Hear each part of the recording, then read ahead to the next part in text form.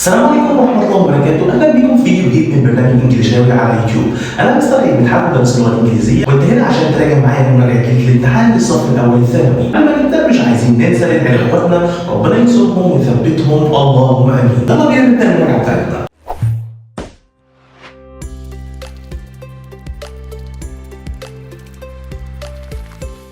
أول ملحوظة معانا وهي كلمة beach وكلمة shore وكلمة coast وكلمة bank.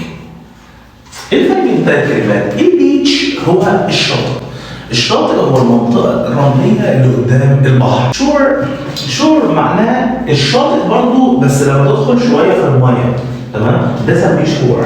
الكوست اللي هو ساحل البحر الأحمر أو الساحل الشمالي، يقول لك مثلا إيه؟ يقول لي نورث كوست. البنك ممكن يجيب معنا البنك اللي احنا بنروح نحط فيه فلوس ونسحب منه فلوس، أو ضفة النهر بنك. الفرق رقم 2 معايا وهو الفرق ما بين كلمة teach وكلمة learn. عايزك تكون عارف إن كلمة teach جاي منها teacher، تمام؟ معناها يعلم أو يدرس. أما كلمة learn جاي منها كلمة learner اللي هو المتعلم. learn يعني يعلم، جاي منها learner اللي هو المتعلم. teach يعلم، learn يتعلم. عندي بقى كمان من أشهر الكلمات اللي ممكن توقعني arrive in و arrive at. arrive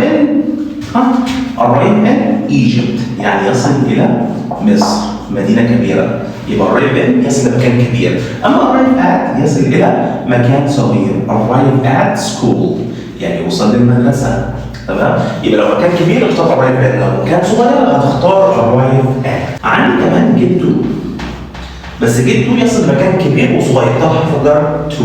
أما كلمة reach يصل لمكان كبير أو صغير بس بدون أي حرف جر. خد بالك من كلمة endangered وكلمة in danger وكلمة in danger، دول توقعوا أي حاجة.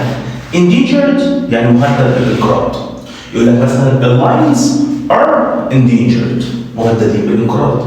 in danger يعني في الخطر. in danger يعني يعرض للخطر، ده verb يعرض للخطر. عندي كلمة every day كone word ككلمة واحدة، وعندي every day ككلمتين. every day لو كلمة واحدة فهي هنا adjective يعني صفة، فأقول لك every day life يعني الحياة اليومية، تمام؟ لكن every day ككلمتين ده adverb ظرف معناه كل يوم. I go to school أنا بروح المدرسة every day كل يوم. ولكن كلمة وحيد يعني lonely، وكلمة alone يعني بمفرده، وكلمة lone يعني وحيد. الفرق بين كلمة isolated وكلمة isolated، تمام؟ كلمة isolated معزول كهربيا، لما تجيب السلك وتعمله تلف عليه ايه؟ شيكارتون لازم، تمام؟ اما isolated معناها معزول مكانيا، الشخص معزول في مكان بعيد قوي. عندي بعد كده الباست سيمبل. الباست سيمبل بيكون من التصريف الثاني للفعل، بضيف للفيرب دي او اي دي او اي دي مع كل الضمائر، تمام؟ الفعل عندي نوعين، يا اما منتظم يا اما شاذ. المنتظم بطبق عليه القاعده، الشاذ بيحفظ زي ما هو، زي جو went do did run ran وهكذا، تمام؟ طيب بنفي مين؟ بنفي didn't زائد المصدر. بسأل بمين؟ بسأل بديد زائد الفاعل زائد الفعل في المصدر. الكلمات الدالة زائد لما اشوف كلمات زي last week، تمام؟ لما اشوف كلمات زي last month، لما تشوف in زائد سنة ماضية يعني 2020 مثلا، تمام؟ لما يجي لي ago يجي لي once upon time، تمام؟ ده كله بيعبر على الباست سمبل او الماضي البسيط. الماضي البسيط زي ما انت عارف ان هو بيعبر عن حاجه حصلت في الماضي وانتهت خلاص، تمام؟ الحدث حصل وخلص. قال لك هي واتش تي في، يصير بيتفرج على التلفزيون امبارح. شي فيزيتد هير انكل، هي زارت عمها لاست ويك، الاسبوع اللي فات. فالحدث حصل وانتهى خلاص، الحدث اكتمل. ينفع استخدم بس سيمبل عشان اتكلم عن لو بحكي قصه في الماضي فاستخدم فيها الباست سيمبل. ينفع استخدم معاه always usually sometimes عشان اعبر عن عاده كنت بعملها في الماضي. فخد بالك مثلا من used to. used to معناها اعتاد ان، بيجي بعدها الفعل في المصدر. تمام؟ بل فيها didn't use to زائد المصدر. خد بالك ما بحطش الدي هنا وانا بنفي. في السؤال نفس الفكره، did والفاعل زائد use to زائد المصدر برضه. تمام؟ used to معناها ان هو اعتاد ان هو يعمل حاجه في الماضي بس ما عادش بيعملها. تمام؟ طيب لو انا عايز اقول ان هو كان متعود يعمل حاجه تمام زمان ولسه معتاد عليها دلوقتي، بستخدم verb to be اللي هو am و is و are، بعد كده used to plus noun او verb plus ing او pronoun ضمير. تمام؟ اقول لك مثلا he is used to smoking، هو لسه متعود ان هو يدخن. يعني هو كان متعود زمان ولسه دلوقتي على نفس العاده بتاعته. خد بالك من ملحوظه no longer. no longer معناها لم يعد. تمام؟ لان no longer بيجي بعدها مضارع بسيط. اقول he no longer smokes، هو لم يعد يدخن.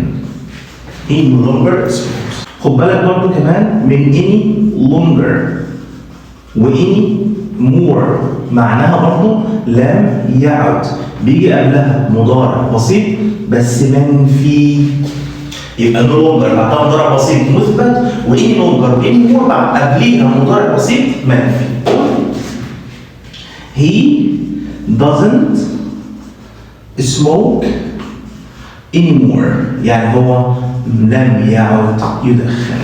عندي it was، وبعد كده يا اما بستخدم someone اي اسم شخص بقى، احمد اي حاجه، او بستخدم صفه الملكيه زي his وزي here والحاجات ديت.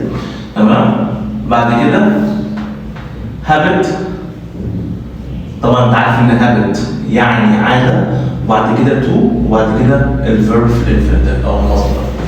مثلا انها كانت من عادته ان هو بيدخن، فهقول it was his habit to smoke a lot، من عادته ان هو بيدخن كتير.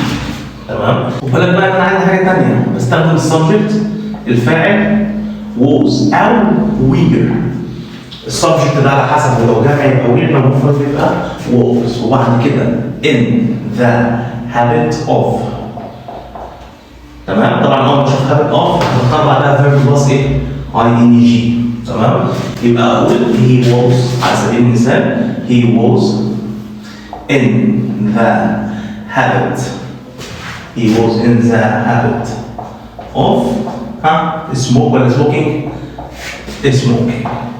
he was in the habit of smoking. دي كمان دول كلهم بيساووا كمان السبجكت، بستخدم الفاعل وبعد كده got into. got into هنا معناها انخرط في عادة. into the habit of يعني انخرط في عادة، دي بقى ده verb plus ing. عايز اقول ان هو انخرط في عادة التدخين، فاقول he got into the habit of smoking، مش smoke بقى. بتساوي كمان السبجكت فاعل، وبعد كده was او were على حسب الفاعل، او got to بعد كده الفيرب بلس ing. طبعا يا اما استخدم was او were، يا اما استخدم got، يا was were يا اما got. هقول he got used to smoking. قلنا انها بنفي used to، بنفيها بمين؟ didn't use to. بيقول لي ينفع فيها never، تمام؟ بس في حالة النفي never بسيب الدي زي ما هي، فأقول never used to زي الفعل في المصدر. كده كمان بقى الماضي المستمر اللي هو بيتكون من مين؟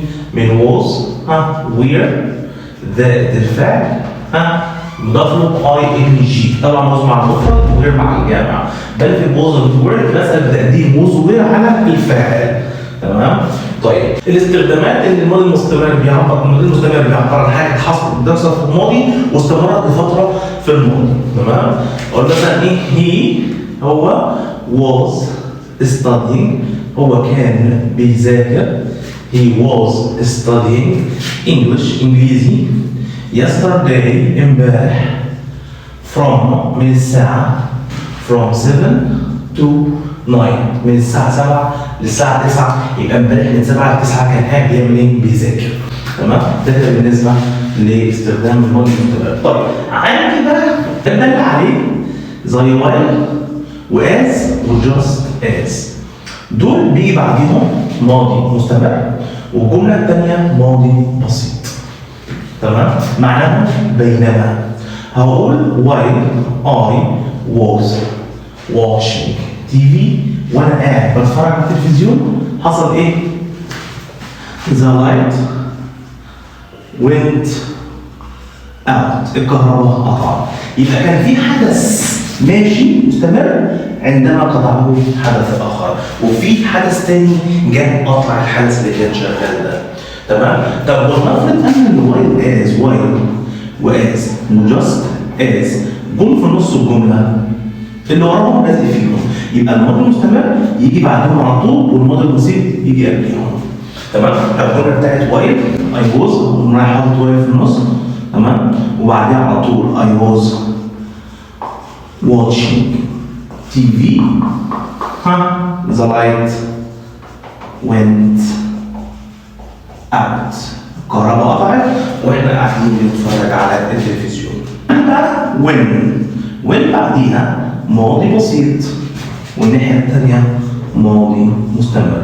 خد بالك بقى ان while ينفع يجي بعديها ماضي مستمر والجملة الثانية ماضي مستمر، هيبقى الحدثين مستمرين مع بعض ماشيين مع بعض. في الحالة دي بستخدم الاثنين ماضي مستمر، أقول while I was watching TV وأنا قاعد بتفرج على التلفزيون my brother أخويا was eating، أخويا كان بياكل. يبقى هنا الحدثين إيه؟ ماشيين مع بعض، مفيش حد قطع التاني. خد بالك بقى يضحك عليك وأنا جايب لك while، تمام؟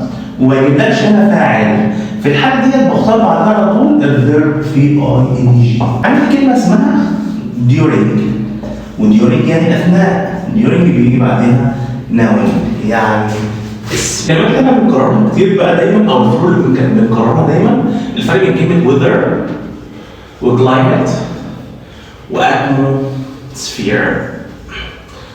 طيب الويذر اللي هو حالة الطقس لفترة قصيرة، يوم يومين ثلاثة أسبوع. أما الكلايمت دي حالة الطقس لفترة طويلة قد تمتد إلى سنة سنتين. طيب الأتموسفير اللي هو الغلاف الجوي، تمام؟ من الكلمات اللي بتوقع الناس إيه الفرق بين كلمة ستيل ورب؟ الاثنين معناهم يسرق. طيب بس إيه الفرق بقى؟ إن ستيل يسرق شيء، تمام؟ أما كلمة روب معناها يسرق شيء من شخص أو يسرق مكان. أقول لك he robbed the thief robbed the bank، يعني الحرامي سرق البنك، تمام؟ ده مكان، أو سرق الفلات أو الأبارتمنت الشقة، تمام؟ لكن ستيل يسرق مثلا إيه؟ بوكيت ماني، يسرق بيرس، تمام؟ وهكذا. بيسرق شيء، يسرق الموبايل، ستيل الموبايل، they stole. طبعا ممكن ستيل stole التصريف الثالث stolen، تمام؟ الرب يسرق شيء من شخص from the mobile from the person or from the man. الفرق بين كلمة explore جاي منها explore discover، تمام؟ وكلمة invent. explore يستكشف مكان، تمام؟ discover يكتشف شيء كان موجود قبل كده، تمام، هو اكتشفه زي الدكتور احمد زويل الله يرحمه لما اكتشف الفيمتوسكند، فده اسمه discovery او he discovered the femtosecond. اما invent معناها يخترع شيء من العدم، يعني حاجه ما كانتش موجوده، يعني الموبايل ده invention اختراع، تمام، اللي جرام بيل invented it، جرام بيل invented الموبايل، تمام. كلمه aboard بتساوي on board، وعندي abroad board، تمام، وعندي board، تمام. كلمة aboard أو on board يعني على متن سفينة أو طائرة، تمام. he is on board، تمام. طيب abroad معناها في الخارج، يقول لك his father is abroad يعني هو في الخارج مسافر. طيب كلمة board اللي هي السبورة، حتى جبناها وايت بورد، border اللي هي الحدود. for بستخدمها للدل على المضارع التام، بس ينفع استخدمها عشان ينفع استخدمها في الماضي البسيط لو عندي حاجة بتدل على انتهاء الحدث في الماضي. My father worked for this company for 20 years. الأبويا اشتغل في الشركة دي بقاله 20 سنة. دلوقتي he has his own company، دلوقتي عنده الشركة الخاصة بيه، يبقى الحدث انتهى، يعني شغله في الشركة دي خلاص مدته انتهت وبقى عنده شركة لحاله. خد بالك من الفرق بين كلمتين blood transfusion وبلاد ترانسبلانت. ايه الفرق ما بينهم؟ البلاد ترانسفيوجن اللي هي زرع خلايا النخاع، اما الترانسبلانت ده اللي هو نقل الدم العادي، هي عمليه بتاعت نقل الدم العادي. ترانسبلانت، تمام، وترانسميت وترانسبورت، الثلاث كلمات دول. ترانسبلانت معناها عملية نقل أعضاء، أما كلمة ترانسميت ينقل أو يبث أو يذيع، تمام، مباراة مثلا أو قناة تلفزيونية. أما ترانسبورت اللي هي وسائل النقل، وسائل المواصلات. خد بالك بقى من الفرق بين كلمة another وكلمة other وكلمة others. another بيجي بعدين اسم مفرد معناها آخر. other اسم جمع، يقول لك another I need another pen، لكن دي other pens. others بيجي بعدها verb فعل. المضارع البسيط بيتكون من تصريف الأول للفعل وتصريف الفعل اس أو اي اس أو ار اي اس مع هي وشي وات وأي اسم مفرد، بنفي بدونت أو doesn't زي الفعل فين؟ في المصدر، او بنفي بنيفر بس في حاله النفي بنيفر بسيب الاس او الاس او اس زي ما هي مع اي وشي وات واي اسم مفرد، تمام. السؤال بسال دو او does زي الفعل في المصدر، تمام. الكلمات الداله زي always usually sometimes never ever frequently occasionally دي كلها كلمات داله على البريزنت سمبل، مكانهم قبل الفعل الاساسي او بعد الفيرب to be. طيب السؤال هنا بقى، هي البريزنت سمبل اصلا بيعبر عن ايه؟ بيعبر عن فاكتس، لما يبقى عندي حقيقه، لما اقول لك ان الشمس تشرق بالشرق فدي حقيقه فاستخدم فيها البريزنت سمبل. لما يكون عندي روتين او عندي هابت، عندي عاده او روتين بيتكرر فاستخدم برضه البريزنت سمبل. مع الجداول الزمنيه، جدول الزمن يعني ايه؟ يعني الماتش هيبدا الساعه، الماتش ستارتس ات 7 o'clock، الماتش هيبدا الساعه 7. لما اقول لك كمان ان الميعاد القطر the train arrives at 9 o'clock، يعني القطر هيوصل الساعه 9، سواء بقى جدول مواعيد، قطارات، اتوبيسات، ماتشات، برامج، افلام، مسلسلات، حصص، anyway بستخدم فيها البريزنت سمبل. خد بالك ان as as معناها بالإضافة إلى، بيجي بعدها noun أو verb plus ing. as as تربط بين فعلين، تمام؟ وفعل الجملة يتبع الفاعل الأول. إزاي؟ I as well as علي، يعني أنا بالإضافة لعلي. have cars، يعني أنا وعلي عندنا عربيات. حد يقول لي استخدمت have، المفروض ديت علي اسم مفرد فاستخدم has. أقول لك غلط، لأن عندي as well as بتربط بين فاعلين اللي هو I وعلي، والفعل بيتبع الفاعل الأول. الفرق بين كلمة recent وكلمة modern. recent يعني حديث، يعني لسه حاصل دلوقتي، زي مثلا لما اقول recent photo صورة جديدة. أما كلمة modern معناها عصري، تمام؟ حتى أقول لك إيه؟ أو حديث برضه modern technology اللي هي التكنولوجيا إيه؟ الحديثة. الفرق بين كلمة work وjob وكارير وبروفيشن. work يعني عمل أو مكان العمل. الكلمة ديت يا جماعة ما ينفعش أحط لها اس، لأن لو حطيت لها اس هتقوم متحولة لكلمة تانية اسمها أعمال أدبية، فهو اسم لا يعد. أما الجوب اللي هي وظيفة ينفع أحط لها اس، بمعنى لها اسم يعد فتبقى جوبس الوظائف. الكارير اللي هي حياتك المهنية، واحد شغال في التيتشنج في التدريس، واحد شغال في الميديسن في الطب، واحد شغال في الانجينيرنج في الهندسه مهندس، فدي الكارير بتاعه. البروفيشن هي مهنه تحتاج لمؤهل، تمام؟ زي مهنه التدريس ومهنه الطب ومهنه الهندسه. وبكده نكون خلصنا يعتبر نص المراجعه، نص المنهج. بعد الفيديو ما تنساش تعمل لايك وتعمل سبسكرايب للقناه، وافتكر دايما وان سعيه سوف يرى.